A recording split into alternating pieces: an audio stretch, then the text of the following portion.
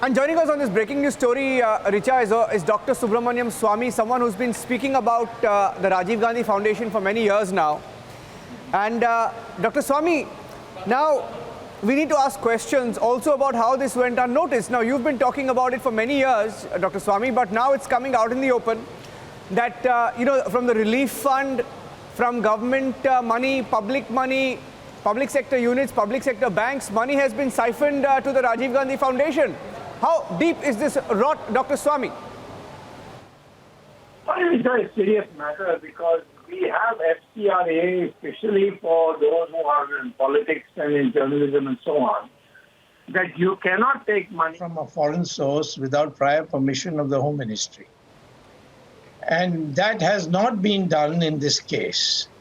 Moreover, the Rajiv Gandhi Foundation is illegally on that plot. That plot was given during Rajiv Gandhi's time to build an alternative to Akbar Road and build a party office, just like we have done in Deen Dayal Upadhyay Marg. And no sooner Rajiv Gandhi died in 1991, I don't know what they did. They transformed that into Rajiv Gandhi Foundation, which is a private body, and with private, the board of directors, everybody is private, and Ms. Sonia Gandhi, Ms. Priyanka Gandhi is now heading it.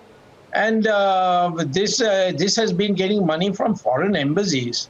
I mean, of course, they have got from many embassies, but the fact is that this should have been cleared with the Home Ministry. And the punishment under FCRA, which is a law passed by Mrs. Gandhi during the emergency, is very, very strict. So I don't know. I did raise this in 2015, but that time the finance minister was not in favor of proceeding with this matter. And it just kept lying there. And now I'm asking in a letter to the Prime Minister today, in view of all that's come out, to refer to my earlier letter and take over this thing, nationalize the Rajiv Gandhi Foundation building, and cancel the order for Congress party to get the plot because it has been misused for another purpose. Now, Dr. Swamy, looking at the... sorry, go ahead. You were making your point. Complete your point.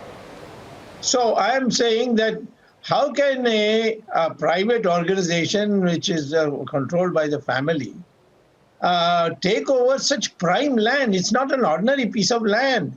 It's right next to Parliament. And it's on Raisina Road. And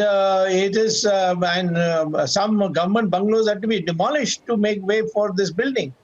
And that was okay for party office, but it's not a party office. It's a private office like they have done with National Herald.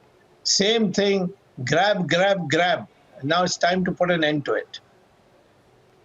Dr. Swamy, I also have with me a few details of the donors, right from 2005 to 2015. And you will also perhaps know about some of the big donors, and I'm talking about government, ministries, public sector units, public sector banks.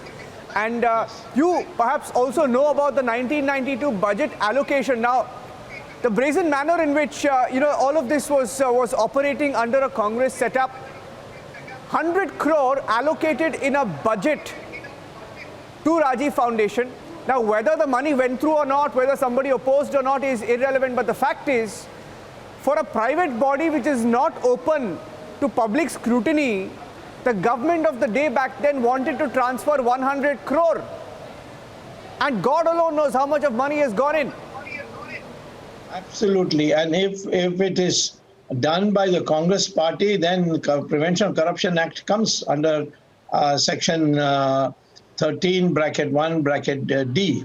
That even if you have not pocketed the money, if you have given it to somebody else which is not in the public interest, in this case there is no public interest in it, then it is a matter of corruption, and you are likely to be prosecuted under the Prevention of Corruption law also, leave alone breach of trust and a criminal misappropriation of government funds.